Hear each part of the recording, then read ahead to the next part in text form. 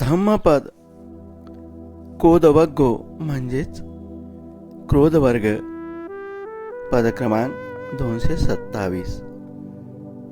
पुराणमेतं अतुलं नेतं अज्जतनामिव निनंदी तुन्ही मासिनं निदंती बहु भानिनं मित्त भानिनंपि निंदंती नथी लोके अनिंदितो.